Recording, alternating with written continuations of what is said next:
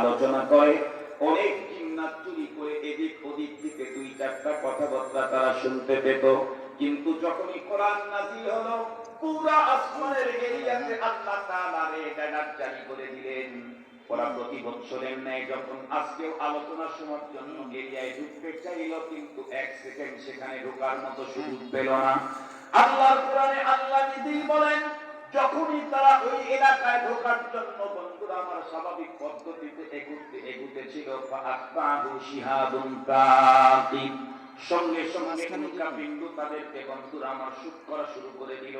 তার মানে একজন জিনকে ফেরেশতাদের সংরক্ষিত সেই মিটিং হলের কাছে দাঁড়িয়ে ঢুকতে দেওয়া হলো না।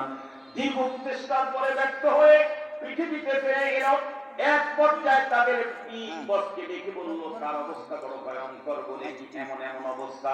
সে তখন দেখে বলল, শোনো, দুনিয়াতে মনে হয় নতুন কোনো কিছু ঘটেছে, তোমরা দুনিয়াতে সফর করো, ওয়াক করো। এক পর্যায়ে কয়েকটা গ্রুপ করে দেওয়া হলো তামাম দুনিয়া খোঁজার জন্য কি ঘটলো। এর ভিতরে আমাদের পয়গম্বর এক সফর থেকে মদিনাতুল মুনাওয়ারার দিকে আসতেছিলেন। পথের ভিতরে ফজরের ওয়াক্ত হয়ে গেছে। নবীজি আল্লাহু আকবার বলে ফজরের সালাত আদায় করার জন্য দাঁড়িয়ে কোরআনে পাকের তেলাওয়াত করতেছিলেন পয়গম্বরের কণ্ঠে, যার উপরে আল্লাহ কোরআন নাযিল করেছেন। সেই কণ্ঠের তেলাওয়াত কত মজা, আমরা আর জীবনে বুঝবার কোনো উপায় নাই। এক পর্যায়ে ছোট্ট একটা গ্রুপ ইস্তাওয়ানা ফারুম মিনাল জিন্নাতা, তার 7 জন 10 জনের একটা ছোট্ট গ্রুপ, যারা এই দিক দিয়ে যাচ্ছিল তল্লাশি চালাইতে দুনিয়াতে নতুন কি ঘটলো। তারা আস্তে আস্তে নবীজি সালাতের ওই জায়গায় এসে কোরআনে পাকের তেলাওয়াত শুনে থমকে দাঁড়িয়ে গেল। আরে এই জাতীয় পাঠ তো জীবনে কোনোদিন শুনি নাই, শুনবে কেমনে? জীবনে কি কোনোদিন আল্লাহ দুনিয়াতে পাঠাইছিলেন এই জাতীয় কিছু? না। কোরআনের পাঠ হলো কালামুল্লাহ, কিতাবুল্লাহ। সমস্ত ধর্মীয় গ্রন্থ হলো কিতাবুল্লাহ, কিন্তু কোরআনের পাক কালামুল্লাহর প্রত্যেকটা অক্ষর আল্লাহ পাকের জবান থেকে সর্বপ্রথম বেরিয়েছে। এই জাতীয় শব্দ তারা জীবনে শুনে নাই। এক পর্যায়ে দাঁড়িয়ে গেল, যতক্ষণ পর্যন্ত পয়গম্বর তেলাওয়াত করতেছিলেন অপালক নেত্রে বন্ধুরা আমার গভীর চিত্তে শ্রবণ করতেছিল। এক পর্যায়ে যখন পয়গম্বরের কোরআন তেলাওয়াত খতম হয়ে গেল, ওরা তখন তাদের অভিব্যক্তি ওই জায়গার ভিতরে বন্ধুরা আমার উপস্থাপন করে শেষ করে চলে গেল। আমরা আশ্চর্য এক পাঠ শুনেছি যা জীবনে কোনোদিন শুনতে পাই নাই।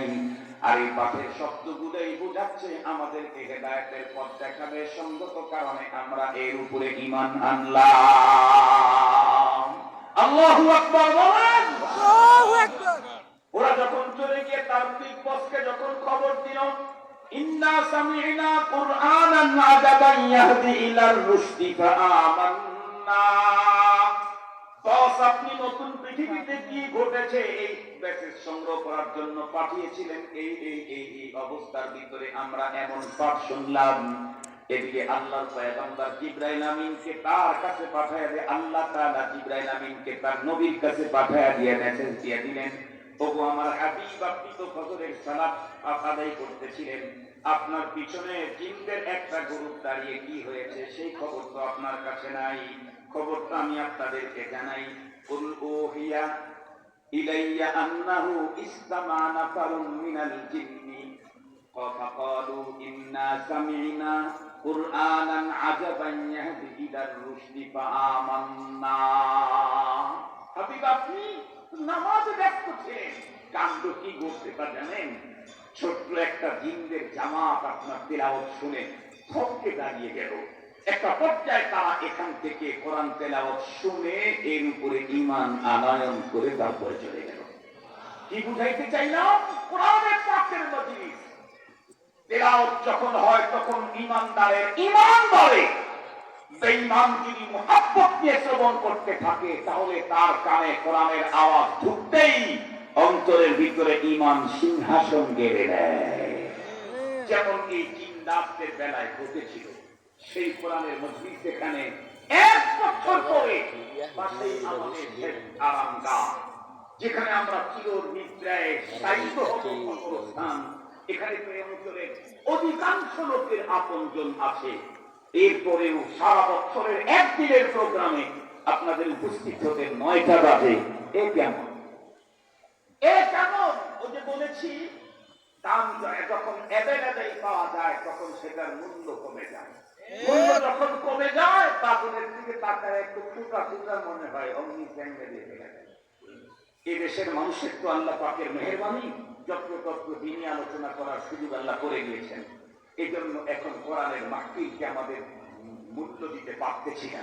অথচ যতক্ষণ পর্যন্ত এখানে বসে থাকবো কোরআনে পাকের তিলাওয়াত হতে থাকবে আর অটোমেটিকলি আমার ঈমান পাওয়ারফুল হবে।